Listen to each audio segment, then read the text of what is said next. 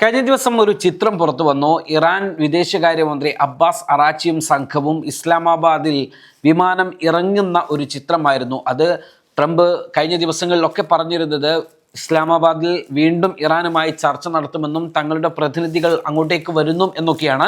പിന്നീട് ലോക മാധ്യമങ്ങളെല്ലാം ഇതാ ഇറാൻ വീണ്ടും ചർച്ചയ്ക്കായി ഇരിക്കുന്നു എന്ന ഒരു വാർത്ത റിപ്പോർട്ട് ചെയ്തു. എന്നാൽ അതിൽ വലിയൊരു ട്വിസ്റ്റ് സംഭവിച്ചിരിക്കുകയാണ്. ഇപ്പോൾ ഇതാ ഇസ്ലാമാബാദിൽ എത്തിയ അബ്ബാസ് അറാച്ചിയുടെ നേതൃത്വത്തിലുള്ള ഇറാൻ സംഘം വ്യക്തമാക്കിയിരിക്കുന്നു, ഞങ്ങൾ ഇസ്ലാമാബാദിൽ വന്നത് അമേരിക്കയുമായുള്ള ചർച്ചയ്ക്ക് അല്ല എന്നാണ് ഇവർ വ്യക്തമാക്കിയത്. ഇതോടെ വീണ്ടും യുദ്ധഭീതി വർദ്ധിച്ചിരിക്കുകയാണ്. ഇപ്പോൾ ഫ്ലൈറ്റ് റഡാറുകൾ പറയുന്ന പ്രകാരം ധാരാളം കാർഗോ യുദ്ധവിമാനങ്ങൾ പശ്ചിമേഷ്യയിലേക്ക് വന്നുകൊണ്ടിരിക്കുകയാണ് എന്നും ഇപ്പോൾ തന്നെ പുറത്തു വന്ന ബെൻ ഗുറിയോൻ വിമാനത്താവളത്തിൽ നിന്നുള്ള ദൃശ്യങ്ങൾ പറയുകയാണെങ്കിൽ ഏകദേശം 20ഓളം കൂറ്റൻ കാർഗോ വിമാനങ്ങൾ ഇസ്രായേലിലെ ബെൻ ഗുറിയോൻ വിമാനത്താവളത്തിൽ സജ്ജമായി നിൽക്കുകയാണ് എന്നുമുള്ള റിപ്പോർട്ടുകൾ ഇപ്പോൾ വന്നുകൊണ്ടിരിക്കുകയാണ്. ഈ ചർച്ചയുമായി ബന്ധപ്പെട്ട് പറയുകയാണെങ്കിൽ നേരത്തെ അമേരിക്കൻ പ്രസിഡന്റ് ഡൊണാൾഡ് ട്രംപ് 2 ദിവസത്തിനകം ഇറാനുമായി ചർച്ചയുണ്ടാകുമെന്നും അത് നടന്നിരിക്കണം എന്നും അദ്ദേഹം പറഞ്ഞിരുന്നു. അതിനായി അമേരിക്കൻ സംഘം ജാവേദ് കുഷ്ണറും സ്റ്റീവ് വിറ്റ്കോഫും ഇസ്ലാമാബാദിൽ എത്തുമെന്നും അമേരിക്ക അറിയിച്ചു. അതേസമയം തന്നെ ഇറാൻ പ്രതിനിധികൾ ഇസ്ലാമാബാദിലേക്ക് ടെഹ്റാനിൽ നിന്നും വിമാനം കയറുന്നതും വലിയ വാർത്തയായി. ഇത് വീണ്ടും ഒരു ചർച്ച നടക്കാൻ പോകുന്നു എന്ന സമാശ്വാസത്തിലേക്ക് എത്തി.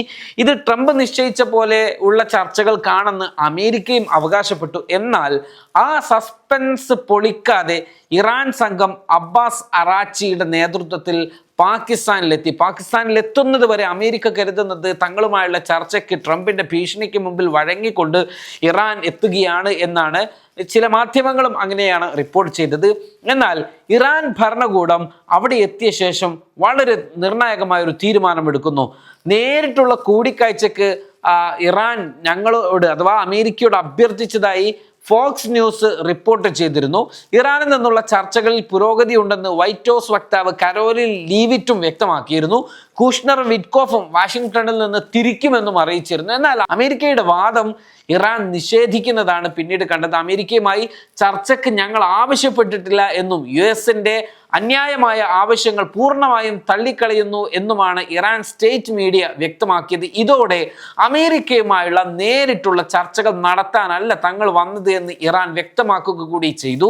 ഇതോടെ വീണ്ടും ഇറാന് മുൻപിൽ അമേരിക്ക നാണം കെടുന്നതാണ് ലോകം കണ്ടത്. ഒരു തരത്തിൽ പറഞ്ഞാൽ അമേരിക്ക ഇറാന് മുൻപിൽ മുട്ടിലെഴിയുകയാണെന്നും ഇറാൻ പരമാവധി അമേരിക്കയെ ഇഞ്ഞ വരപ്പിക്കുകയാണ് എന്നും വേണമെങ്കിൽ പറയാം.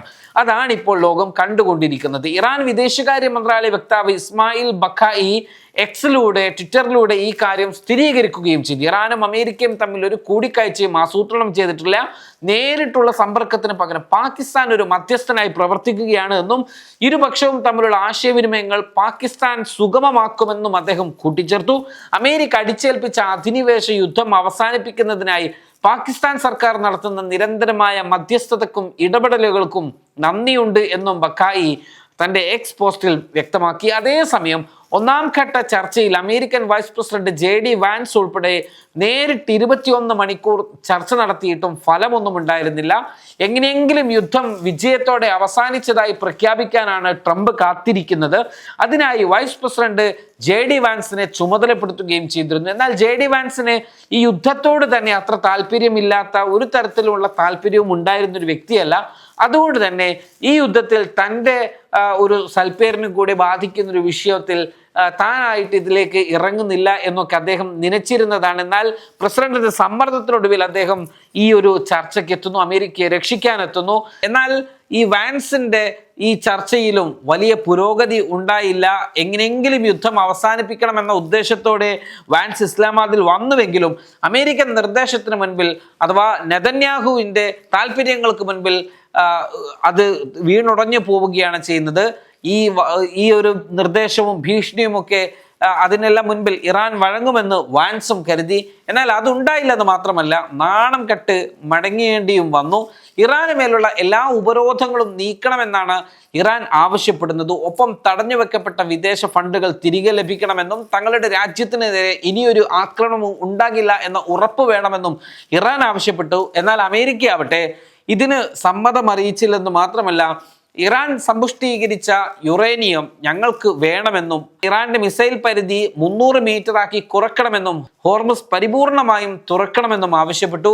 ഇത് ഇറാനും സ്വീകാര്യമല്ല. ഇതോടെ ചർച്ച വഴിമുട്ടി. ഒരു 21 മണിക്കൂറിന് ശേഷം ഒറ്റവാക്കിൽ ഒരു പ്രസ് മീറ്റ് നടത്തി JD വാൻസ് ഇസ്ലാമാബാദിൽ നിന്നും വാഷിംഗ്ടണിലേക്ക് വിമാനം കയറുന്നത് നമ്മൾ കണ്ടു.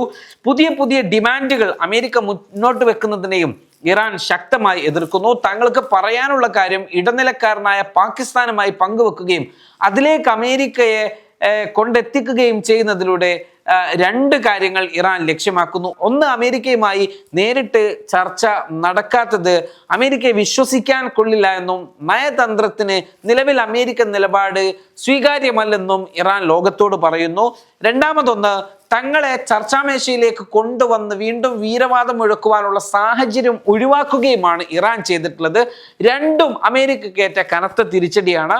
അതേസമയം തന്നെ മധ്യസ്ഥരായ പാകിസ്ഥാൻ പ്രതിനിധിയുമായി ചർച്ച നടത്തിയതോടെ തങ്ങൾ സമാധാനത്തിന് സർവം സന്നദ്ധമാണെന്ന സന്ദേശവും ഇറാൻ ലോകത്തിന് നൽകി. ഇത് മാത്രവുമല്ല, പാകിസ്ഥാനിലെ ചർച്ച കഴിഞ്ഞ് ഇറാൻ പ്രതിനിധികൾ നേരെ പോകുന്നത് ഒമാനുമായി ചർച്ച നടത്താനും റഷ്യയുമായി ചർച്ച നടത്താനുമാണ്.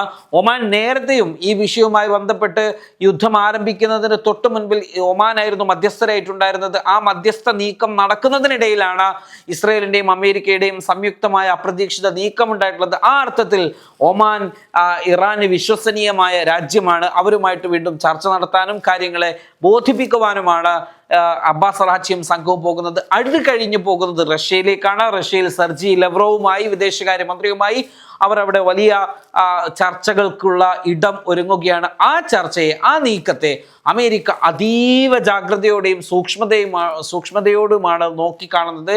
ഇതിനകം തന്നെ റഷ്യയുമായി ബന്ധപ്പെട്ടുള്ള വാർത്തകളൊക്കെ ഇറാൻ അനുകൂലമാണ്. ഏറ്റവും ഒടുവിൽ റഷ്യൻ കപ്പലുകൾക്ക്, എണ്ണക്കപ്പലുകൾക്ക് ഹോർമസിലൂടെ സുഗമമായി കടന്നു പോകാം.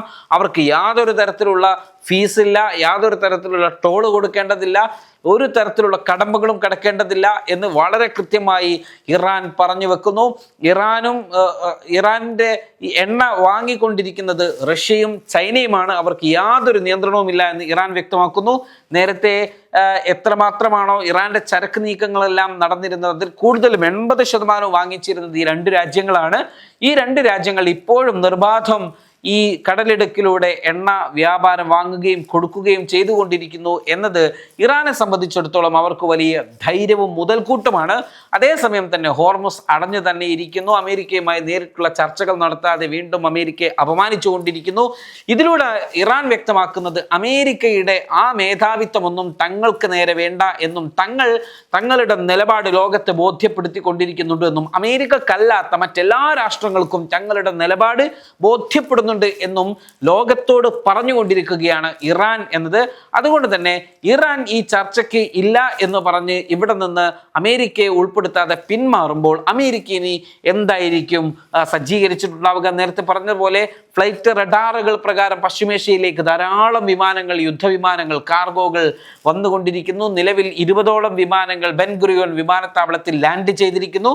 ഇത് അടുത്ത ഒരു ആക്രമണത്തിനുള്ള, അല്ലെങ്കിൽ ഈ ഒരു ചർച്ചയ്ക്ക് ഇറാൻ തയ്യാറാകുന്നില്ലെങ്കിൽ അടുത്തൊരാക്രമണത്തിനുള്ള സാധ്യതയാണോ എന്നതും നമ്മൾ പരിശോധിക്കേണ്ടതുണ്ട്.